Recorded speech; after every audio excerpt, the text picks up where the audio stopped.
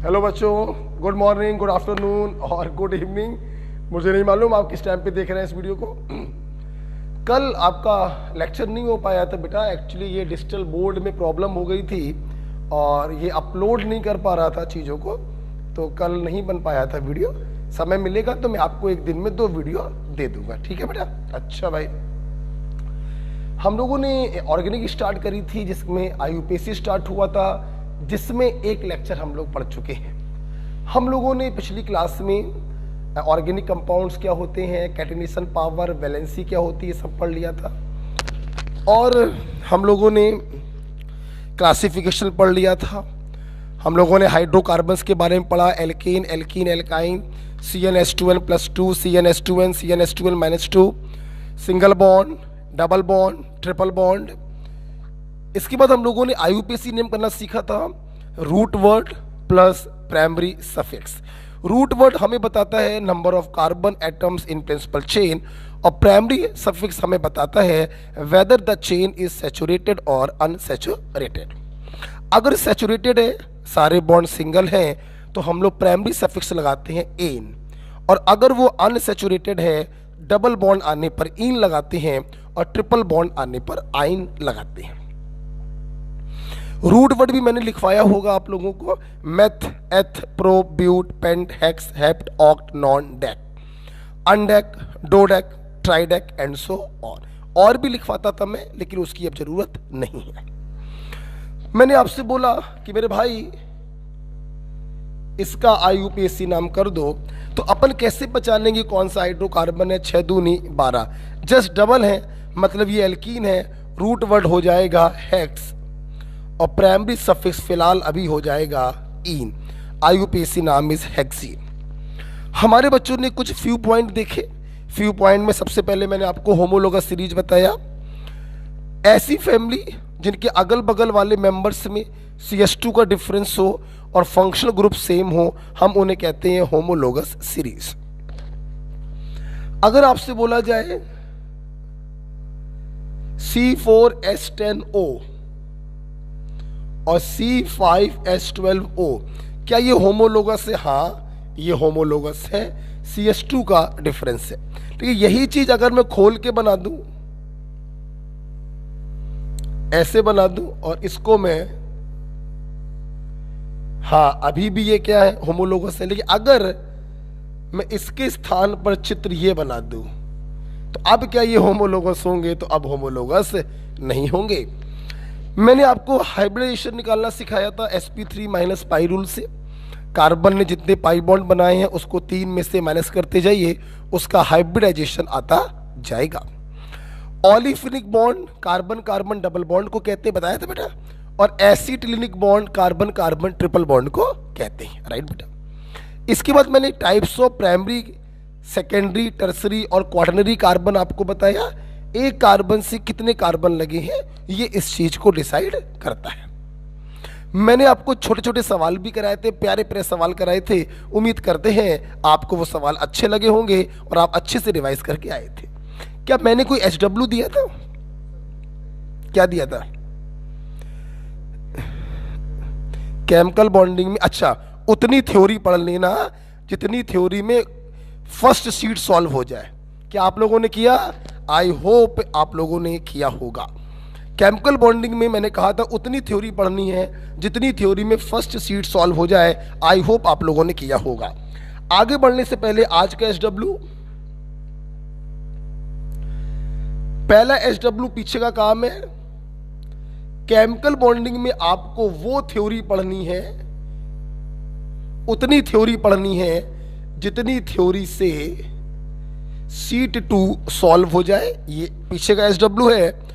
और छोटा सा HW ये होगा कि जो IUPAC का करंट टॉपिक है उसको रिवाइज करके आएंगे, बस।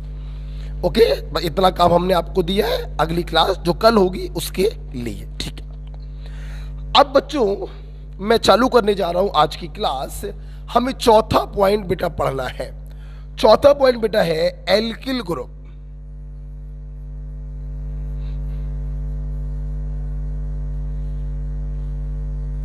R पे फ्री वैलेंसी,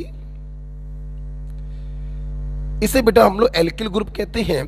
ध्यान रखना बेटा ये फ्री वैलेंसी होती है, ये कोई निगेटिव चार्ज नहीं होता है। क्या मतलब होता है फ्री वैलेंसी का, मैं अभी आपको थोड़ी देर में बताता हूं। सुना बेटा क्या है एल्किल ग्रुप। देखो बेटा, अगर एल्केन की बात करें, आप जानते एल्केन में जो कार्बन होते हैं या तो उनकी वैलेंसी कार्बन से सेटिस्फाई होती है या फिर उनकी वैलेंसी हाइड्रोजन से सेटिस्फाई होती है। आपको मालूम है 4 हाथ होते हैं, चारों हाथ किसी न किसी चीज से जुड़े हुए होते हैं। अच्छा भाई, अगर बेटा इस एल्केन से हम एक H को हटा दें तो बची हुई चीज को हम लोग कहते हैं एल्किल ग्रुप और इसे डिनोट करते हैं R से। सवाल ये उठाते हैं डंडे का मतलब क्या है। बेटा जब किसी कार्बन से आपने H को हटाया तो उस कार्बन का एक हाथ फ्री हो गया, एक वैलेंसी फ्री हो गई, ये बेटा वही फ्री वैलेंसी होती है। ओके बेटा, अब मेरी जरा बात सुनना, एल्केन का जनरल फार्मूला क्या होता है, CnH2n+2। तो आप जरा सोच के बताओ, अगर एल्केन से आपने एक H हटाया है तो एल्किल ग्रुप का जनरल फार्मूला क्या होगा, CnH2n+1 और free valency. Is it clear बेटा? ओके बेटा, ध्यान दो। अगर बात करें IUPAC की, तो IUPAC कैसे करते हैं, बहुत ही सिंपल होता है, ध्यान से देखेंगे।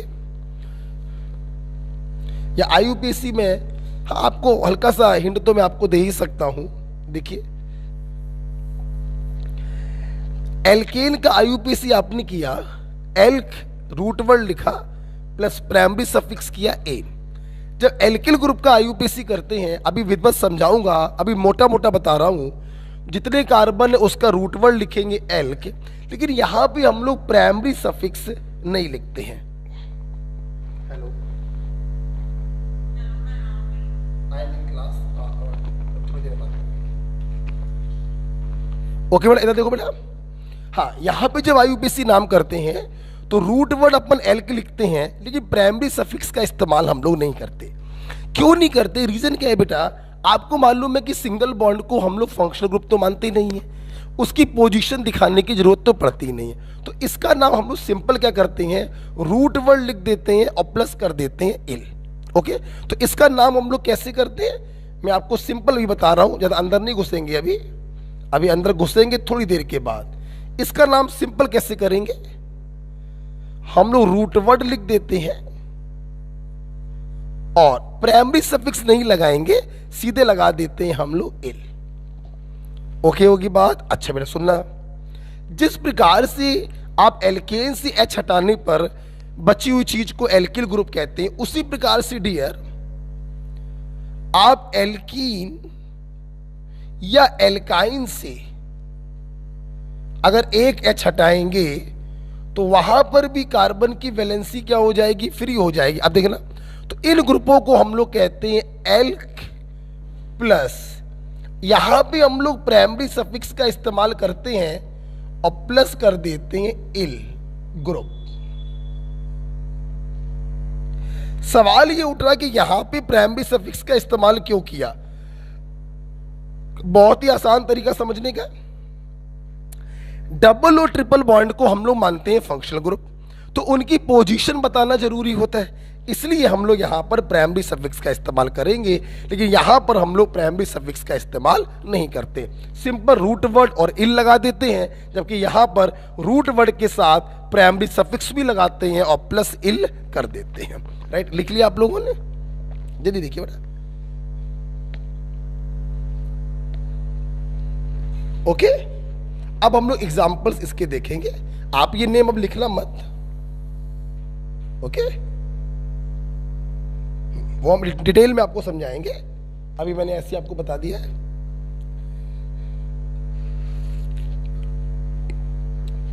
तो एल्केन से बनने वाले ग्रुप को एल्किल ग्रुप कहेंगे, एल्कीन और एल्काइन से बनने वाले ग्रुप को एल्किनिल या एल्काइनिल ग्रुप हम लोग कहेंगे।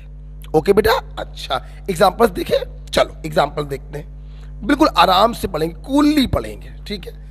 हमारे केस में जल्दीबाजी नहीं है कुछ। आइए, क्या कहा, कितना छोड़ दें?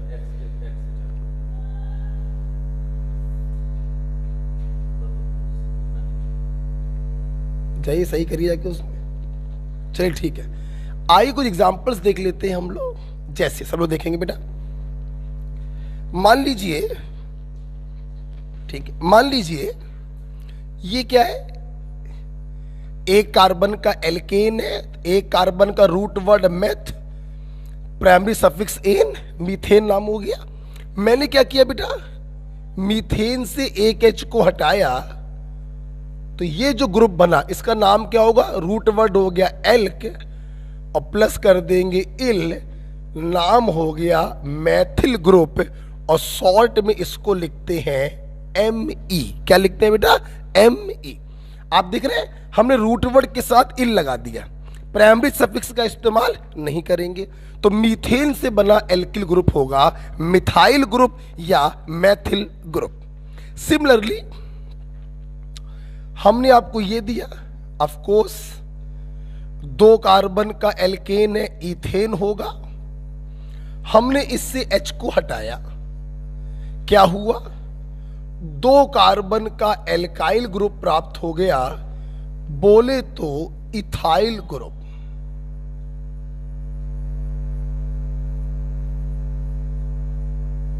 बोले तो इथाइल ग्रुप, इसको शॉर्ट में हम लोग ET से लिख देते हैं। आप इसको कंडेंस फॉर्म में भी लिख सकते हो, C2H5 भी लिख सकते हो, और ऐसे भी लिख सकते हो।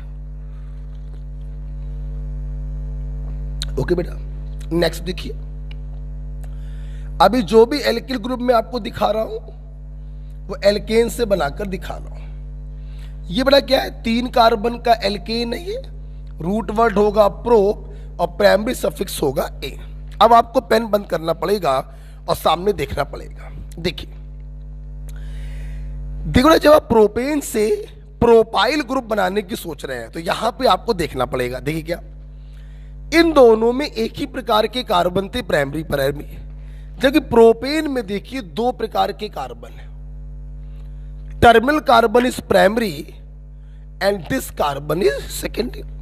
तो आपने H को किस कार्बन से हटाया है, उस आधार पर आपके जो प्रोपाइल ग्रुप होते हैं वो 2 प्रकार के हो सकते हैं बेटा। जैसे अगर आपने प्राइमरी कार्बन से हाइड्रोजन को हटाया है तो जो फ्री वैलेंसी आएगी ये प्राइमरी कार्बन पर आएगी, तो आप इसे नाम देंगे प्राइमरी प्रोपाइल ग्रुप। बेटा बोलो क्या नाम दोगे, प्राइमरी प्रोपाइल ग्रुप। और अगर आपने H को सेकेंडरी कार्बन से हटाया तो जो फ्री वैलेंसी आएगी वो सेकेंडरी कार्बन पर आएगी, तो हम लोग इसको जो नाम देंगे वो कहेंगे सेकेंडरी प्रोपाइल ग्रुप।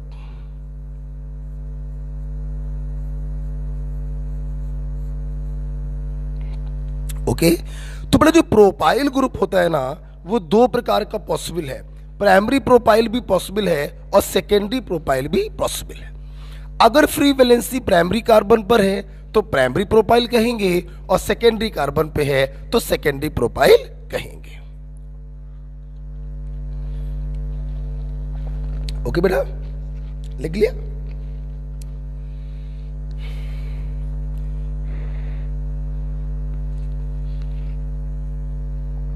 हटा दे बेटा, इसको हटा दे। अच्छा बेटा आगे बढ़ते हैं, आगे बढ़ते हैं। अगला बेटा एग्जाम्पल है 4 कार्बन का एल्केन ब्यूटेन। फिर से वही बात है, अगर ब्यूटेन से हम एक H हटाएंगे तो हमें मिलेगा ऑफ कोर्स रूट वर्ड होगा ब्यूट, प्राइमरी सफिक्स लगाएंगे नहीं क्योंकि एल्केन से बना है, सीधे लगा देंगे इल, नाम हो गया ब्यूटाइल ग्रुप या शॉर्ट में ब्यूटिल ग्रुप भी कह सकते हैं। अब सोचो जब प्रोपाइल ग्रुप दो प्रकार का हो सकता है, तो ब्यूटाइल में तो हुजूर 4 कार्बन है, ये तो और ज्यादा प्रकार का होगा। हाँ, ये और ज्यादा प्रकार का होता है, ये होता है 211 प्रकार का। नहीं नहीं, परेशान ना हो, ये होता है एक्चुअली 4 प्रकार का। लर्निंग ट्रिक है 211। 211 का बड़ा मतलब क्या है, ये जो 4 प्रकार का होता है, उस 4 प्रकार में से 2 प्रकार के होते हैं प्राइमरी, 1 प्रकार का होता है सेकेंडरी और 1 प्रकार का होता है टर्सरी। मतलब ब्यूटाइल ग्रुप 4 प्रकार का है, जिसमें से 2 प्राइमरी बनते हैं, 1 सेकेंडरी बनता है और 1 टर्सरी बनता है। आइए मैं अपने छात्रों को ये चारों बनाकर भी दिखाऊं। देखो, 2 प्राइमरी है, मतलब फ्री वैलेंसी प्राइमरी कार्बन पे होगी। आप सिंपल क्या किया करो बेटा, सबसे पहले क्या किया करो, नॉर्मल वाला बना दिया करो। एक मेरे मुंह से नया शब्द निकल गया, नॉर्मल। ये नॉर्मल क्या होता है? देखिए, नॉर्मल शब्द हम तब इस्तेमाल करते हैं जब उस मॉलिक्यूल में कोई भी सब्स्टिट्यूएंट ना हो। जब आप नंबरिंग करें तो सारे कार्बन एक सीधी रेखा में आ जाएं, कोई भी कार्बन मिस ना हो पाए, ऐसे कंपाउंडों को कहते हैं नॉर्मल। अब देखिए, 1 2 3 4 सारे कार्बन आ गए, क्या कोई कार्बन छूटा? नहीं। तो what is this is normal. आप कुछ भी बना दो, कितना भी लंबा बना दो, ये क्या है? नॉर्मल। 1 2 3 4 5 6 7। लेकिन कहीं पर अगर ऐसे कर दिया आपने, अब ये नॉर्मल नहीं है। 1 2 3 4 ऐसे करोगे तो ये छूट गया, 1 2 3 4 5 6 7 ऐसे करोगे तो ये छूट गया, तो ये नॉर्मल नहीं कहलाएगा। नॉर्मल का मतलब होता है सारे कार्बन काउंट हो जाएं एक सीधी रेखा में। ठीक है, अब देखना बेटा, आपने ये नॉर्मल वाला प्राइमरी बना दिया फ्री वैलेंसी प्राइमरी कार्बन पे। अच्छा भाई, यार ट्रिक कहती है कि प्राइमरी वाले 2 बनेंगे। अब देखना, अगर मैं इस कार्बन को जो अभी इससे लगा है तोड़कर इस कार्बन पे लगा दूं तो भी रहेगा तो प्राइमरी ही, लेकिन चेन बदल जाएगी, कंपाउंड बदल जाएगा। तो मैंने इसको तोड़कर इस वाले पे लगा दिया। आप देखिए, अभी भी ये क्या है? प्राइमरी। ये भी प्राइमरी ब्यूटाइल है, ये भी प्राइमरी ब्यूटाइल है, 2 प्रकार के प्राइमरी बन गए।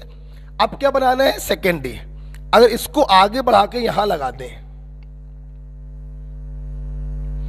तो फ्री वैलेंसी सेकेंडरी कार्बन पर हो गई। ये क्या बन गया? सेकेंडरी ब्यूटाइल बन गया। एक क्या बनाना था? टर्सरी। अगर इसको तोड़ के इस पे लगा दें तो आप देखिए टर्सरी कार्बन पर फ्री वैलेंसी आ गई, तो ये कौन सा बन गया? टर्सरी। ओके बेटा, बिल्कुल आराम से। तो ब्यूटेन से जब H हटाया, ब्यूटाइल ग्रुप बना। ब्यूटाइल ग्रुप 4 प्रकार का होता है। लर्निंग ट्रिक है 211। 2 बनेंगे primary, free valency primary carbon पर होगी। 1 बनेगा secondary, free valency secondary carbon पर होगी। 1 बनेगा tertiary, free valency tertiary carbon पर होगी। गॉट इट बेटा? चल, तो मिथाइल हो गया, इथाइल हो गया, 2 प्रकार के प्रोपाइल हो गए, 4 प्रकार के ब्यूटाइल हो गए। आगे बढ़े, ये इसके नीचे बना लीजिएगा और चाहो तो डब्बे में बंद कर लीजिएगा। ठीक है, अब आगे बढ़ते हैं, पेंटेन की तरफ चलते हैं हम लोग। हटा दे बेटा इसको। आइए, अब हम लोग चलते हैं पेंटेन की तरफ। फिर वही बात है, अगर पेंटेन से आप H हटाएंगे तो जो ग्रुप बनेगा उसका नाम होगा पेंटाइल ग्रुप। भाई रूट वर्ड लिख दिया पेंट, प्राइमरी सफिक्स कुछ लगाएंगे नहीं, सीधे लगा देंगे इल। विचार कीजिए हुजूर, प्रोपाइल 2 प्रकार का, ब्यूटाइल 4 प्रकार का, तो जाहिर सी बात है ये 4 से ज्यादा ही प्रकार का होगा। लर्निंग ट्रिक है 431। क्या बताओगे इसका मतलब क्या होगा? ये टोटल होता है 8 प्रकार का, जिसमें से 4 होते हैं प्राइमरी पेंटाइल, 3 होते हैं सेकेंडरी पेंटाइल और एक होता है टर्सरी पेंटाइल। यही आपका SW भी है। आपका SW ये है कि 8 प्रकार के पेंटाइल का आप स्ट्रक्चर बनाकर मुझे व्हाट्सएप करेंगे। ओके बेटा, कैसे बनाएंगे? सबसे पहले बना दीजिएगा नॉर्मल वाला प्राइमरी, फिर ब्रांचिंग लगाते जाइएगा। 4 आपको प्राइमरी बनाने हैं, 1 आपको सेकेंडरी बनाना है, 3 आपको सेकेंडरी बनाने हैं और 1 आपको टर्सरी बनाना है। ओके बेटा, तो ये हमारे बच्चों ने देख लिया अबाउट द एल्काइल ग्रुप। ठीक है, अच्छा सुनना बेटा, मेरी बात सुनेंगे सब लोग, आगे बढ़े। जब मैं ये एल्काइल ग्रुप अपने बच्चों को पढ़ा देता हूं तो मैं यहां पर 2 ग्रुप और आपको बताना चाहूंगा। एक है वेरी पॉपुलर आइसो ग्रुप और दूसरा है नियो ग्रुप। सुनिएगा ध्यान से, देखना बेटा। ये आइसो ग्रुप क्या होता है? देखिए, एक ऐसा कार्बन जिसकी 2 वैलेंसी पर मिथाइल ग्रुप हो, तीसरी वैलेंसी पर हाइड्रोजन हो और चौथी वैलेंसी फ्री हो, तो 3 कार्बन के इस बल्कि ग्रुप को हम कहते हैं आइसो ग्रुप। आप जानते हैं हमारी ऑर्गेनिक केमिस्ट्री में हाइड्रोजन का कोई महत्व नहीं होता, लेकिन हमेशा ध्यान रखना ये 2 स्थान ऐसे हैं जहां पर हाइड्रोजन का भरपूर महत्व होता है। 2 वैलेंसी पर मिथाइल और तीसरी वैलेंसी पर हाइड्रोजन होना चाहिए, तभी हम इस ग्रुप को आइसो ग्रुप का नाम देंगे। अगर इस H को हटा दिया, कुछ और लगा दिया, तो फिर ये आइसो ग्रुप नहीं कहलाएगा। तो यहां से मेरे बच्चों को ये समझ में आता है कि आइसो ग्रुप बनाने के लिए आपको मिनिमम कितने कार्बनों की जरूरत होगी? 3। तो आइसो ग्रुप बनाने के लिए मिनिमम 3 कार्बनों की जरूरत पड़ती है। बात करते हैं नियो ग्रुप क्या होता है। एक ऐसा कार्बन जिसकी 3 वैलेंसी पर मिथाइल हो, चौथी वैलेंसी पर CH2 हो और इस CH2 का 1 वैलेंसी खाली हो, अर्थात 5 कार्बन के इस बल्कि ग्रुप को हम कहते हैं नियो ग्रुप। मतलब नियो बनाने के लिए मिनिमम कितने कार्बन होने चाहिए? 5 कार्बन होने चाहिए। ध्यान रखना बेटा, जब तक ये CH2 रहेगा तभी तक नियो रहेगा। अरे यार, ये 2 ही स्थान तो ऐसे हैं जहां पर हाइड्रोजन की वैल्यू की जाती है, वरना तो हुजूर हाइड्रोजन की वैल्यू कहीं की ही नहीं जाती। ये तभी तक आइसो रहेगा जब तक ये CH है, और ये तभी तक नियो रहेगा जब तक ये CH2 है। अगर H को हटा के आपने कार्बन की चेन या कोई दूसरा फंक्शन ग्रुप लगा दिया तो फिर ये नियो नहीं रहेगा और ये आइसो नहीं रहेगा। ओके बेटा, उम्मीद करते हैं आपने आइसो और नियो ग्रुप समझा होगा। तो आइसो बनाने के लिए मिनिमम 3 कार्बन और नियो बनाने के लिए मिनिमम 5 कार्बनों की जरूरत पड़ती है।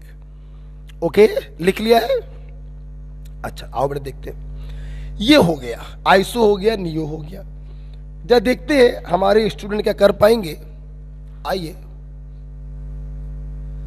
एक क्वेश्चन दे देते हैं। आइडेंटिफाई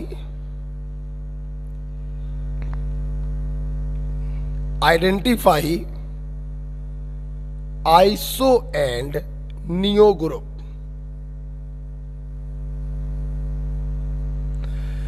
आइडेंटिफाई आइसो और नियो ग्रुप, देखते हैं कितने बच्चे पहचान पाएंगे।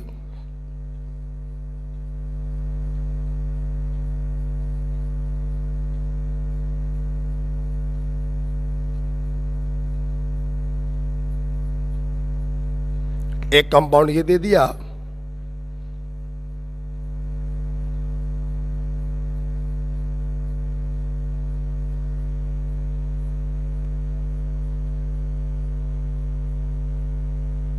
एक कंपाउंड ये दे दिया,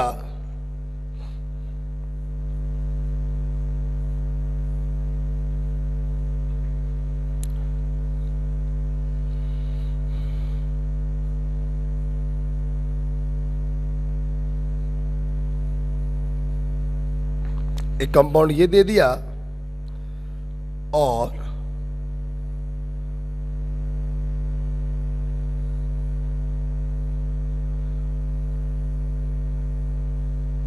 एक कंपाउंड ये दे दिया।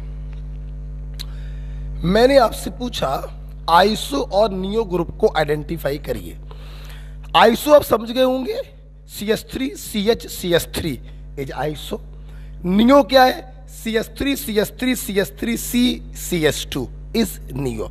आप देख सकते हैं पहले वाले के पास आप लोगों को CH3 CH CH3 दिखाई पड़ रहा होगा, दिखाई पड़ रहा है? बताओ तो ये कौन सा ग्रुप हो गया? ये आपका आइसो ग्रुप हो गया। ठीक, क्या नियो ग्रुप है? नहीं। CH3 CH3 CH3 C CH2 चाहिए है, जबकि ये CH है। मतलब यहां पर नियो ग्रुप नहीं है, सिर्फ आइसो ग्रुप उपस्थित है। ओके, यहां पर आइए, क्या है यहां पर देखिए, CH3 CH CH3 एक आइसो ग्रुप ये है, और CH3 CH CH3 एक आइसो ग्रुप ये है। Am I right? यहां पर आइए, आप देख सकते हैं CH3 CH CH3। आप ध्यान से देखिएगा, इसके पास H होगा, 3 वैलेंसी भरी है, चौथे पर H होगा। तो CH3 CH CH3 यहां ये कौन सा ग्रुप है? आइसो ग्रुप है। ये देखिए CH3 CH3 CH3 C और ये रहा CH2। ध्यान से देखें तो ये कौन सा ग्रुप है? ये नियो ग्रुप है। कौन सा ग्रुप है? ये नियो ग्रुप है। Am I right? इसके पास CH2 होगा, हाँ होगा, 2 कार्बन पे वैलेंसी भरी हुई है, तो रिमेनिंग 2 पर हाइड्रोजन होगा। अच्छा बेटा, अब जरा यहां पर आइए। अगर बेटा यहां पर देखें, अगर आपको ये ऐसे समझ में नहीं आ रहा है, तो क्या मैंने अपने बच्चों को खोलना नहीं सिखाया है? सिखाया है। CH3 का होल क्यूब का मतलब है कि इस कार्बन पर 3 CH3 ग्रुप लगे होंगे। अच्छा, सिंगल बॉन्ड CH2 होगा, सिंगल बॉन्ड CH3 होगा। अगर आप ध्यान से देखें तो इसके पास नियो ग्रुप है, ये देखिए।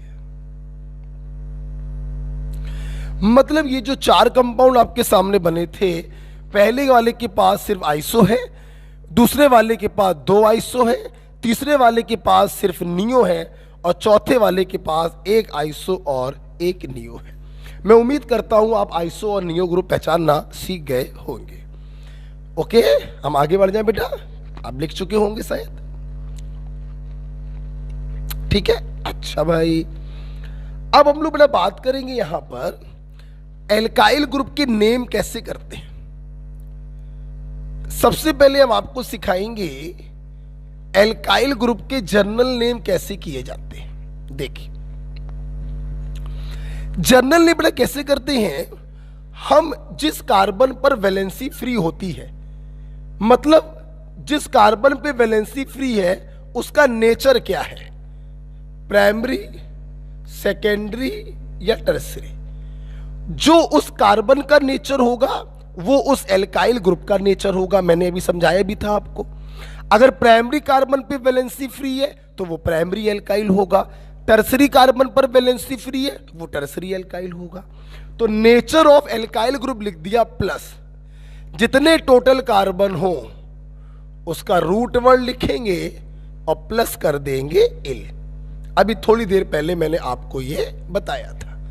एल्केन से जो एल्किल बनते हैं उनमें प्राइमरी सफिक्स नहीं लिखा जाता। या सुना बेटा, या जिस एल्किल ग्रुप का जनरल नाम लिखना है, अगर उस एल्किल ग्रुप के पास आइसो या नियो ग्रुप है तो आप आइसो या नियो लिख देंगे और प्लस लिख देंगे एल्किल। क्या लिख देंगे बेटा, बोलो प्लस करके, एल्किल। ये जनरल नाम का तरीका है। अभी थोड़ी देर बाद आप सीख जाएंगे कि आइसो नियो लिखना प्राइमरी, सेकेंडरी, टर्सरी से ज्यादा अच्छा होता है। क्यों ज्यादा अच्छा होता है अभी आप सीख जाएंगे एग्जाम्पल्स के द्वारा। आइए एग्जाम्पल्स किए जाए। जैसे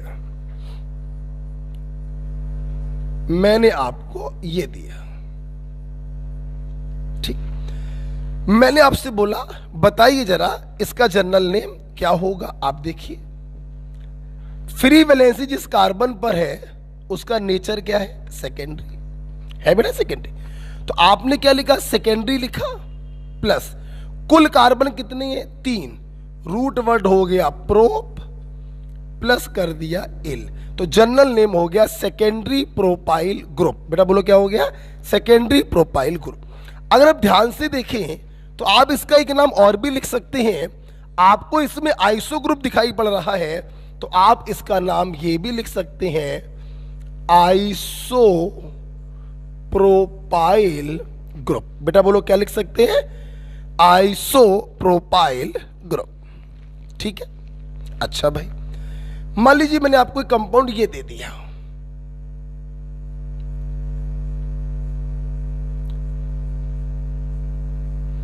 एक ये एल्किल ग्रुप दे दिया। मैंने आपसे पूछा भाई इसका आईयूपीएसी नाम बताइए, फिर देखिए सॉरी जनरल नाम बताइए। जिस कार्बन पे वैलेंसी फ्री है उसका नेचर क्या है, टर्सरी। 3 तरफ कार्बन से लगा, पहला लेक्चर आपने देख लिया होगा आई होप। तो आपने नेचर ऑफ एल्काइल ग्रुप लिखा टर्सरी। टोटल कार्बन कितने, 4 कार्बन का रूट वर्ड हो गया ब्यूट, प्लस कर दिया इल, जनरल नेम हो गया टर्सरी ब्यूटाइल ग्रुप। ओके, क्या आइसो या नियो में से कुछ भी दिखाई पड़ रहा, नहीं दिखाई पड़ रहा, तो इसका नाम सिर्फ होगा टर्सरी ब्यूटाइल ग्रुप। ओके, अब जरा देखिए, अगला देखिए बेटा, मैंने ये दिया। अब यहां से आपको समझ में आएगा कि आइसो नियो को प्रायोरिटी क्यों देते हैं। इस एग्जांपल को देखिए, आपको फीलिंग बदल जाएगी। देखना भी, मैंने कहा भाई इसका जनरल नेम बताओ। आप जा देखना, अगर तुमने नेचर से काम करने का प्रयास किया, नेचर से, कि जिस पर फ्री वैलेंसी है उसका नेचर क्या है, प्राइमरी, समझना। तुमने इसका नाम रख दिया प्राइमरी, कुल कार्बन कितने हैं, 4, प्राइमरी ब्यूटाइल ग्रुप। ग्रुप बेटा सभी में लगाएंगे क्योंकि ये एल्किल ग्रुप है ना, इस पर फ्री वैलेंसी है तो ग्रुप सभी में लगाया जाएगा। अब देखो बेटा, आपने इसका नाम बोल दिया प्राइमरी ब्यूटाइल ग्रुप। अब समझना जरा, अगर मैं इस स्ट्रक्चर को रब कर दूं और इस क्लास से कहूं बताइए प्राइमरी ब्यूटाइल ग्रुप क्या होगा, तो मैं डंके की चोट पे बेटा आपको बताऊं कि आधे क्लास के बच्चे प्राइमरी ब्यूटाइल ये बनाएंगे और आधे क्लास के बच्चे प्राइमरी ब्यूटाइल ये बनाएंगे। आप देखिए, अभी 5 मिनट पहले आपने पढ़ा था कि ब्यूटाइल ग्रुप के प्राइमरी वाले 2 प्रकार के होते हैं। ये भी प्राइमरी ब्यूटाइल है, ये भी प्राइमरी ब्यूटाइल है। मतलब प्राइमरी ब्यूटाइल लिखने से दिमाग में कंफ्यूजन आ रहा है कि ऊपर वाला स्ट्रक्चर की बात हो रही है या नीचे वाले स्ट्रक्चर की बात हो रही है। जबकि अगर मैं ध्यान से देखूं तो इसके पास आइसो ग्रुप है, तो अगर इसके स्थान पर मैं इसका नाम लिखूं आइसो ब्यूटाइल ग्रुप, तो बेटा पूरी क्लास ये नाम दिए जाने पर यही चित्र बनाएगी, क्योंकि इसके पास तो आइसो ग्रुप है ही नहीं।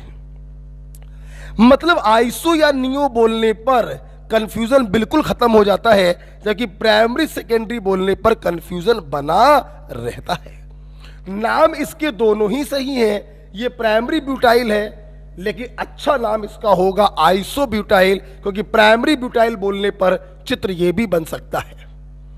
ओके डियर, ओके, तो ध्यान रखना बेटा, अगर ऐसे भी नाम लिखा जा सके और ऐसे भी नाम लिखा जा सके तो आप आइसो और नियो वाले को प्रायोरिटी देंगे, प्राइमरी सेकेंडरी वाले को छोड़ देंगे। ठीक है, हाँ मान लो तुम्हारे एग्जाम में सवाल ही आ जाए कि iso butyl group is a primary butyl, secondary butyl, tertiary butyl, quaternary butyl, हाँ तो अलग बात है, आप आंसर बताएंगे this is a primary butyl. Okay बेटा, एक नाम और देते हैं आपको, जनरल नाम करने को, एक और देते हैं जनरल नाम करने को।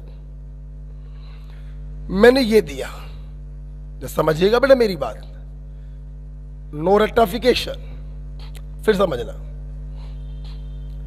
मैंने कहा भाई इसका जनरल नाम बताओ। अब सोचो यार, अगर तुमने इसका जनरल नाम प्राइमरी करके किया, प्राइमरी पेंटाइल ग्रुप, तो दिमाग पे जोर डालो, प्राइमरी पेंटाइल 4 प्रकार के होते हैं, 431। मतलब अगर तुमने इसका नाम प्राइमरी पेंटाइल लिख दिया तो क्लास का 25% बच्चा अलग चित्र बनाएगा, 25% बच्चा अलग चित्र बनाएगा, 25% बच्चा अलग चित्र बनाएगा और 25% बच्चा अलग चित्र बनाएगा, क्योंकि प्राइमरी पेंटाइल होते हैं 4 प्रकार के। इसलिए अच्छा रहेगा कि प्राइमरी सेकेंडरी ना करके आप ध्यान दें कहीं इसमें आइसो या नियो ग्रुप तो नहीं है। बताओ बेटा क्या है आइसो या नियो? नियो ग्रुप है, CS3 CS3 CS3 CS2। ये देखिए इसके पास नियो ग्रुप है और टोटल कार्बन है 5, तो इसका नाम हो गया नियो पेंटाइल ग्रुप। ओके बेटा, नाम क्या हो गया? Neo pentyl group. और इसी का एक नाम और होता है नियो एमाइल ग्रुप। तो प्राइमरी सेकेंडरी से ज्यादा डोमिनेटिंग होता है आइसो और नियो। आगे बढ़े बेटा, नेक्स्ट। आफ्टर IUPAC नेम, हम जनरल नेम, हम बात करेंगे IUPAC नेम की। IUPAC नेम की हम बात करेंगे। देखिए बेटा बहुत ही सिंपल है, बहुत ही सिंपल है। एक बात ध्यान रखिएगा, जब भी किसी एल्किल ग्रुप का IUPAC नाम करते हैं हमेशा ध्यान रखिएगा, साथ में लिखिए, जिस कार्बन पर फ्री वैलेंसी हो उसे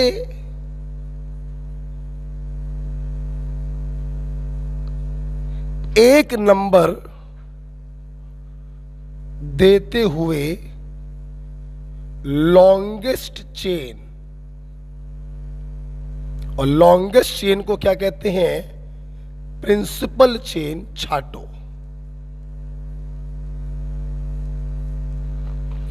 जिस कार्बन पर फ्री वैलेंसी हो उसे एक नंबर देते हुए लॉन्गेस्ट चेन प्रिंसिपल चेन छाटो। ओके, ध्यान सब देखेंगे। अब आप लोगों ने कल ही मुझसे पढ़ा, अभी थोड़ी देर पहले पढ़ा, जितने कार्बन आए उसका क्या लिखोगे? Root word. क्या लिखोगे? Root word. ध्यान देना, प्लस करेंगे प्राइमरी सफिक्स।